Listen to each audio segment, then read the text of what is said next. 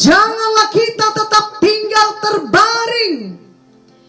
Kalau kita membaca Yohanes 5 ayat 1 sampai 9, kita tahu bahwa pada waktu Tuhan Yesus pergi ke kolam Bethesda, ia melihat seorang yang telah terbaring di situ selama 38 tahun.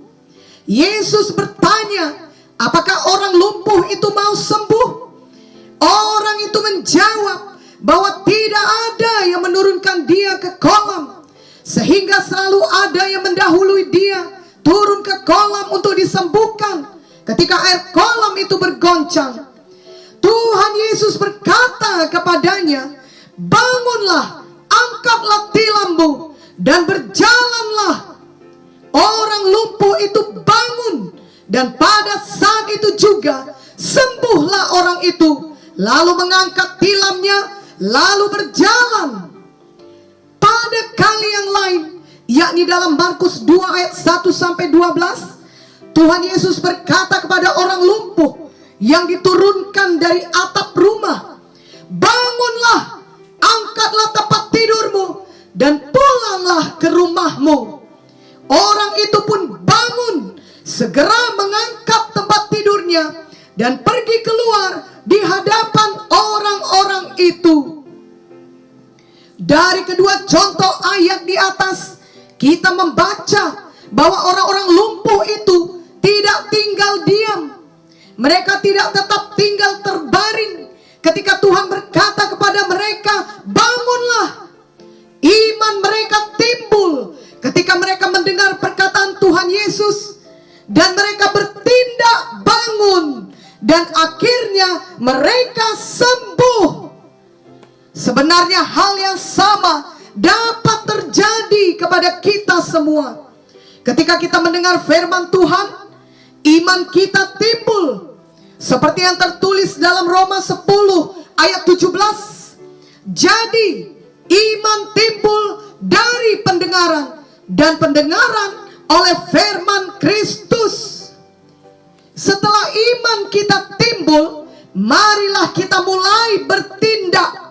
Janganlah kita tetap tinggal terbaring, tetapi kita bangun daripada keadaan kita sebelumnya. Kita kemudian menjadi sukacita, bebas, ataupun sembuh oleh karena kuasa Tuhan Yesus bekerja atas kita. Amin. Sama seperti terjadi kepada orang lumpuh tersebut, dapat terjadi juga kepada kita semua jika kita bertindak untuk bangun dari kelumpuhan kita. Kalau tadinya kita terbaring di atas tilam, sekarang kita yang mengangkat tilam tersebut. Ini berarti kita beroleh kemenangan atas semua persoalan-persoalan yang kita hadapi oleh karena tindakan iman kita. Kuasa Tuhan bekerja untuk menolong kita yang percaya serta bertindak atas iman kita. Kita bangun dari kelumpuhan rohani. Misalnya kemunduran dalam doa, kemunduran dalam roh kita yang tidak menyala-nyala lagi buat Tuhan. Mungkin juga terjadi kelumpuhan dalam hal kasih, sukacita, damai sejahtera, dan buah roh lainnya. Juga dapat terjadi kelumpuhan badani oleh karena penyakit-penyakit yang menimpa kita belum kunjung sembuh. Ada juga yang mengalami kelumpuhan dalam bidang finansial oleh karena kebutuhan-kebutuhan kita yang belum terpenuhi dengan memadai. Marilah dengar firman Tuhan yang berkata, bangunlah dan berjalanlah. Percayailah firman Tuhan tersebut dan bertindaklah bangun dari keadaan-keadaan kita. Misalnya Filipi 4 ayat 4, bersukacitalah senantiasa dalam Tuhan. Sekali lagi kukatakan, bersukacitalah. Mari bertindak bangun, bersukacita, dan keluar dari perasaan tertekan dan sedih. Filipi 4 ayat 19, Allahku akan memenuhi segala keperluanmu menurut kekayaan dan kemuliaannya dalam Kristus Yesus. Mari bertindak, bangun dan bekerja dengan sungguh-sungguh, dan dengan iman kita terima berkat Tuhan yang mencukupi segala kebutuhan kita. Roma 12 ayat 11. Janganlah hendaknya kerajinanmu kendor, biarlah rohmu menyala-nyala dan layanilah Tuhan. Mari bertindak dengan bangun dan mulai melayani Tuhan. Kuasa Tuhan akan menolong kita yang percaya dan bertindak bangun, sehingga kita semua dapat hidup berkemenangan. Janganlah kita mau tetap tinggal terbaring dalam keadaan kita yang lama.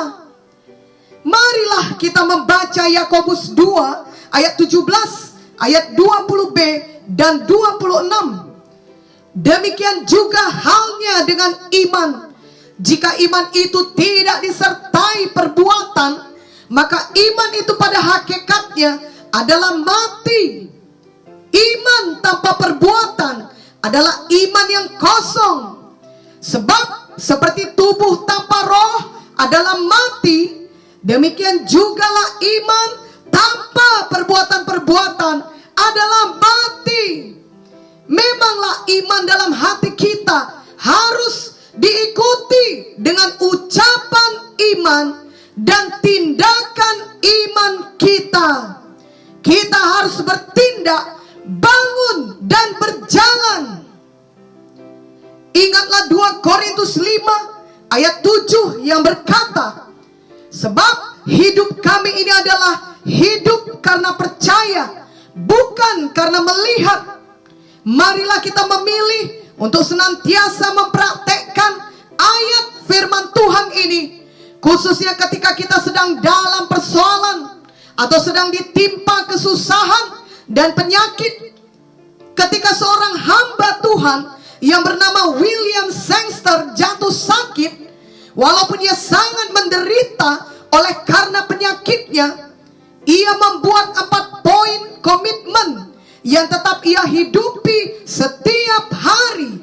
Yakni yang pertama, saya tidak akan menghabiskan waktu saya dengan mengeluh. Yang kedua, saya akan tetap bersuka cita, sehingga suasana di rumah saya juga tetap penuh sukacita. Yang ketiga, saya akan selalu mengingat dan menghitung berkat-berkat Tuhan atas saya. Yang keempat, saya akan selalu berusaha untuk mengerti kehendak Tuhan dalam situasi ini, sehingga mendatangkan kebaikan bagi saya. Dan ia benar-benar hidup demikian.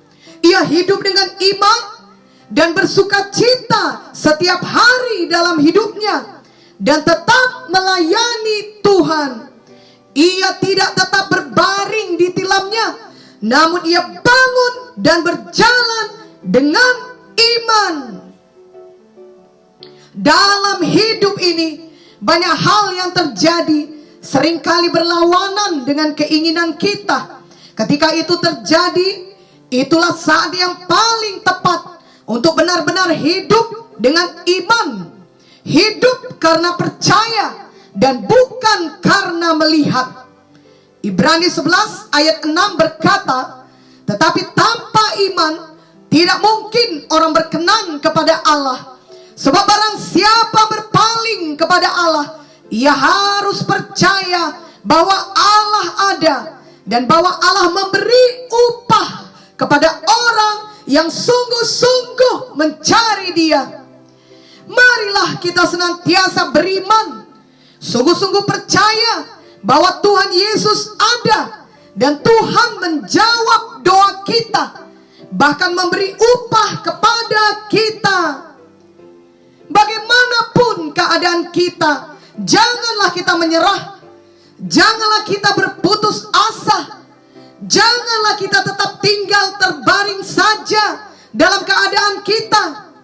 ingatlah dan patuhilah apa yang dikatakan Tuhan dalam firman-Nya. Bangun dan berjalanlah. Mari percayai dan sungguh-sungguh beriman dan bertindak dengan iman kita tersebut. Mari jalani tiap hari dengan iman, dengan bersukacita, dan dengan bersemangat. Kuasa Tuhan dan kuasa firman-Nya akan menolong kita sehingga kita dapat memiliki hidup yang berkemakmuran